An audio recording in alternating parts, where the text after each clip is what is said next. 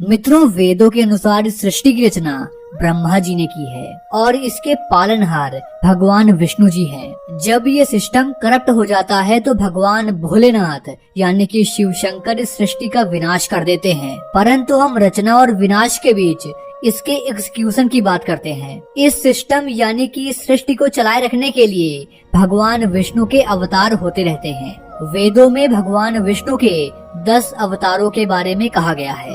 मत्स्य अवतार, कूर्म अवतार, वराह अवतार, नरसिंह, वामन, परशुराम, राम, कृष्ण, गौतम बुद्ध और अंत में भगवान कल्कि अवतार। दोस्तों, अब तक इनमें से भगवान विष्णु के 9 अवतार हो चुके हैं, परंतु 10वां अवतार यानी कि कल्कि अवतार अभी तक शेष बचा हुआ है। क्योंकि 10वां अवतार कलयुग के अंत में जब सृष्टि पर पाप बहुत ज्यादा बढ़ जाएगा, तब भगवान विष्णु का अब तक का सबसे शक्तिशाली अवतार जन्म लेगा।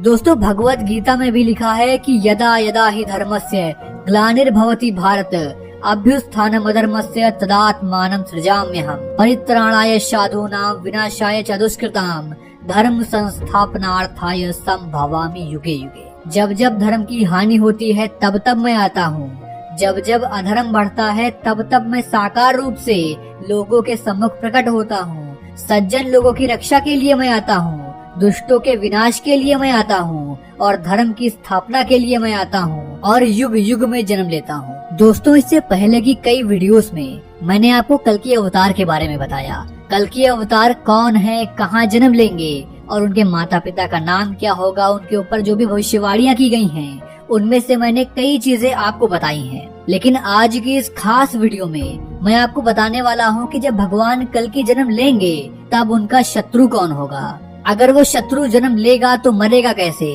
और उसकी उत्पत्ति। तो भगवान कल्कि के दुश्मन का नाम है कली पुरुष। कली पुरुष के जन्म के रहस्य को जानने के लिए हमें इस सृष्टि के रचना स्रोत के समय में जाना होगा, यानी सनातन युग में। एक बार ऋषि दुर्वासा इंद्र देवता से मिलने स्वर्ग गए हुए थे, परंतु इंद्रदेव वहाँ नहीं थे।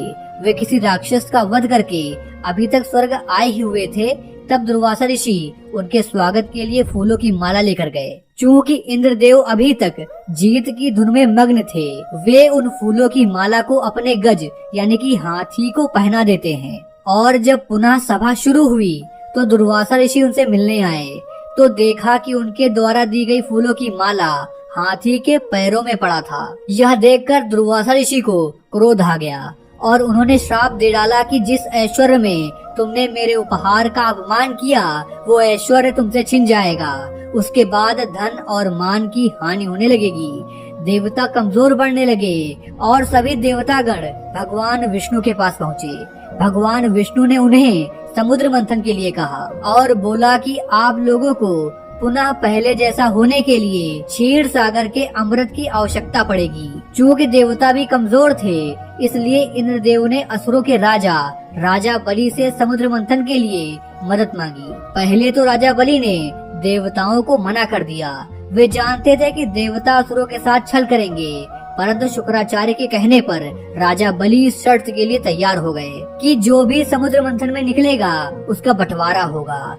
तब मदरांचल पर्वत को गरुड़ देव ने अपनी चोंच में उखाड़कर क्षीर सागर में रख दिया और सर्पराज वासुकी को उस पर्वत में लपेटकर एक रस्से के रूप में इसका क्षीर सागर शुरू किया गया।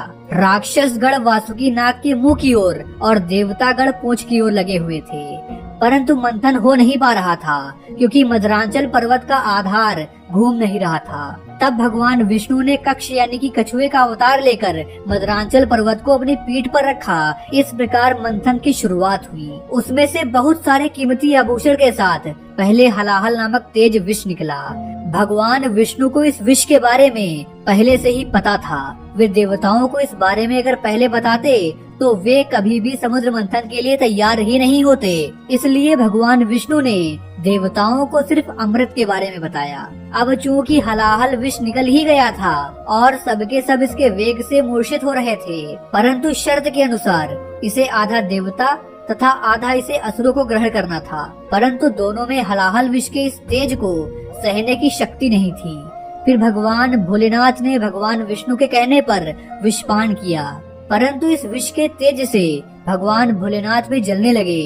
तब शक्ति रूपी देवी पार्वती ने उस विष को अपने हाथों से भोलेनाथ के गले में ही रोक दिया। इस विष के प्रभाव से भोलेनाथ का कंठ नीला पड़ गया। तब से भगवान भोलेनाथ का नाम नीलकंठ पड़ा।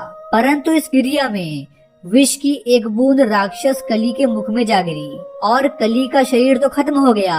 और फिर आगे जब समुद्र मंथन हुआ तो उसमें से कामधेनु गाय निकली जिसे ऋषियों ने रखा। उच्चेस व अश्व को राजा बलि ने ग्रहण किया। ऐरावत हाथी को देवताओं के राजा इंद्र ने ग्रहण किया। कौस्तुभ मणि और शंख को भगवान विष्णु जी ने धारण किया। इसके बाद निकली संजीवनी बूटी जिसे पृथ्वी पर रखा गया और जिसे रामायण काल में लक्ष्मण को दिया गया था जब उनको मेघनाथ की बरसी लगी थी। और इसके बाद धन संपदा लेकर लक्ष्मी जी निकली। सभी देवता, ऋषि मुनि एवं राक्षस देवी लक्ष्मी को रखना चाहते थे, परंतु लक्ष्मी जी ने खुद भगवान विष्णु जी को ग्रहण किया। चंद्रमा निकले, वो भोलेनाथ के पास गए। इसके बाद पारिजात वृक्ष निकला और कल्प वृक्ष निकला जिसे स्वर्ग में स्थापित किया गया। फिर निकली रंभा जिसे स्वर्ग में अप्सरा बना दिया गया। इसके बाद निकली वारुणी देवी, सूरा देवी यानी कि गॉडेस ऑफ एल्कोहल, जिन्हें असुरों ने ले लिया। और अंत में भगवान धन्वंतरी अपने हाथों में अमृत कलश लेकर निकले। इसी अमृत की छीना झपट में कुछ बूंदे समुद्र में जा गिरी जो उज्जैन, नासिक और इलाहाबाद में गिरा। और कहा जाता है कि हर 12 वर्ष बाद फिर से वो अमृत प्रकट होता है और उस वक्त स्नान करने से रोग द्वेष दूर हो जाते हैं। और इसी अमृत की कुछ बूंदे कली पुरुष के मुंह में जा गिरी जिससे वो फिर से जीवित हो उठा, परंतु वो भौतिक रूप में न आ सका। अमृत के बंटवारे के लिए भगवान विष्णु ने मोहिनी रूप धारण किया और सारा अमृत देवताओं को पिला दिया। परंतु राहु और केतु 2 राक्षस ऐसे थे जो देवताओं का रूप लेकर अमृत पी लिए थे, तो भगवान विष्णु ने उनका सर काट दिया। परंतु अमृत पीने के चलते वे अमर हो चुके थे, इसलिए राहु और केतु अब भी पिंड यानी कि ग्रह रूप में जीवित हैं। दोस्तों, कलयुग के अंत में कली पुरुष भौतिक रूप में आ जाएगा। कली पुरुष अभी भौतिक रूप में नहीं आया है, परंतु वो अपनी शक्तियों से इंसान पर काबू पा सकता है। और कलयुग के अंत में वो भौतिक रूप में आ जाएगा। तब वो पाताल लोक से असुरी शक्तियों को आजाद करके इंसानों पर राज करेगा। तब भगवान विष्णु का कल्कि अवतार होगा जो 64 गुणों से युक्त होगा। वे एक माहिर योद्धा होंगे जो अब तक के सबसे शक्तिशाली राक्षस कली पुरुष से लड़ेंगे और इंसानों को उसके प्रभाव से मुक्त करेंगे। परंतु इस युद्ध में कली पुरुष की तरफ से इंसान लड़ेंगे, क्योंकि तब तक धर्म पूरी तरह से नष्ट हो जाएगा। इंसान भगवान को पहचान नहीं पाएगा, परंतु अंत में सब ठीक हो जाएगा और सतयुग का प्रारंभ होगा। तो दोस्तों, यह थी कल्कि अवतार और उनके दुश्मन कली पुरुष की कहानी।